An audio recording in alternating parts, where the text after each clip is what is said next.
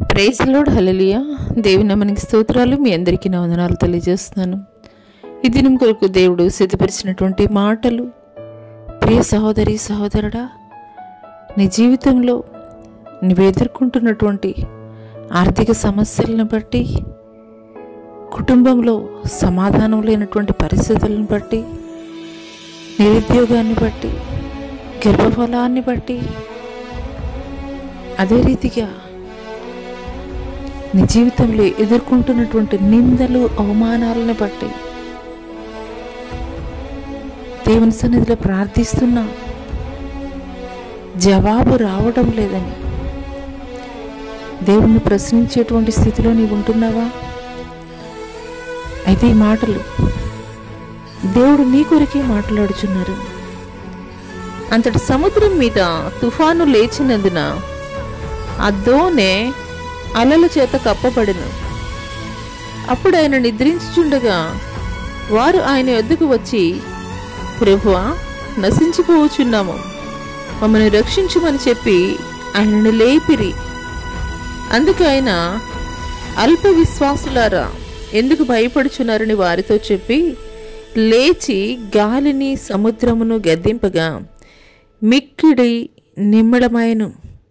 ఆ మనుషులు ఆశ్చర్యపడి, ఈయన ఎట్టివాడో, ఈయనకు గాలియు సముద్రమును లోబడుచునువని చెప్పుకొనిరి. ఈ మాటలు వింటున్నటువంటి ప్రేనేస్తమా, యేసుక్రీస్తు వారు శిష్యులు ఉన్నటువంటి ఆ యొక్క దోణిలో యేసుక్రీస్తు వారు కూడా ఉన్నారు.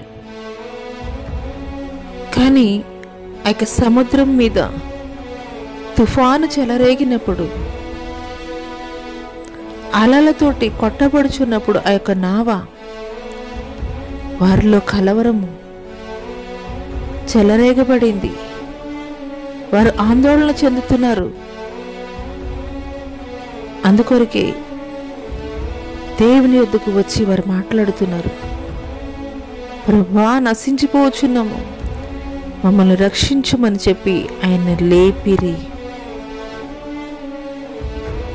అందుకే ఆయన అల్ప విశ్వాసులారా, ఎందుకు భయపడుచున్నారని వారితో చెప్పి లేచి గాలిని సముద్రమును గద్దింపగా మిక్కిలి నిమ్మళమాయెను. ఈనాడు మన జీవితాల్లో కూడా మనం ఎదుర్కొంటున్నటువంటి పరిస్థితులను చూసినప్పుడు కూడా ఈ విషయాన్ని మర్చిపోతున్నాం. మనం జీవితం అనేటువంటి నావలో ఆయన నమ్మదగినటువంటి ఆశ్చర్య కార్యాలు జరిగించగలిగినటువంటి శక్తిమంతుడైనటువంటి దేవుణ్ణి వెంబడిస్తూ కూడా, దేవుని ప్రార్థిస్తూ కూడాను నమ్మలేనటువంటి స్థితిలో అల్ప విశ్వాసంతో ఆయన వెంబడిస్తున్నాము. అందుకోసమే ఆనాడు యేసుక్రీస్తు వారు శిష్యులతోటి మాట్లాడుచున్నారు, అల్ప విశ్వాసులారా, ఎందుకు భయపడుతున్నారని మాట్లాడుతున్నారు. ఆ మాట ఇదే దేవుడు నీతోటి కూడా మాట్లాడుతున్నారు. నీ ఎదుట ఉన్నటువంటి పరిస్థితులను బట్టి కలవరంతో ఉన్నావేమో. ఈ యొక్క అప్పుల భారం ఏ రీతిగా నా జీవితం నుండి తొలగింపబడుతుంది, నేను ఎప్పుడు ఉద్యోగం పొందుకోగలను, నేను ఎప్పుడు గర్భఫలం పొందుకోగలను, నేను ఎప్పుడు నాకు యోగ్యమైనటువంటి భాగస్వామి దొరుకుతుంది. ఈ రీతిగా అనేకమైనటువంటి పరిస్థితులు గుండా నీ జీవితం కొనసాగింపబడుతుందా? అయితే నీ భయపడవలసినటువంటి పని లేదు, కలవరపడవలసినటువంటి పని లేదు. ఎందుకోసమనంటే గనక ఆయన సముద్రాన్ని, గాలిని గద్దించినటువంటి దేవుడు. సర్వ సృష్టి కూడా ఆయనకి లోబడుతున్నది. నీ జీవితంలో ఉన్నటువంటి పరిస్థితుల్ని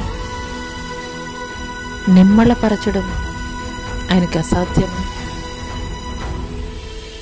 ఈ మాటలు దేవుడు నా కొరకే మాట్లాడుతున్నారని నీవు నమ్మగలిగినట్లయితే, ఇంతవరకు నువ్వు చేస్తున్నటువంటి ప్రార్థన,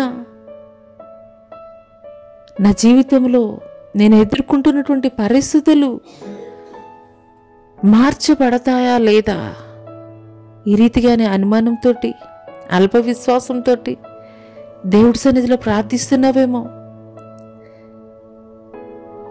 ఆయన సర్వశక్తుడైనటువంటి దేవుడు, ఎల్ షదై దేవుడు. ఆయనకి అసాధ్యమైనది ఏది కూడా లేదని ఒకసారి జ్ఞాపకం చేసుకో. ఆయన శక్తిని నీవు జ్ఞాపకం చేసుకోగలిగినట్లయితే, ఆయన శక్తిని నీవు చూడగలిగినట్లయితే, నిశ్చయముగా నీ కలవరాలన్నిటినీ కూడా ఆయన తీసివేసి, అలల లాంటి, తుఫాను లాంటి పరిస్థితుల్ని నిమ్మళపరిచి క్షేమాన్ని, ఆశీర్వాదాన్ని దేవునికి దయచేయబోతున్నాడు. అటి కృప దేవుడు నీకు దయచేయను గాక. ఆమేన్.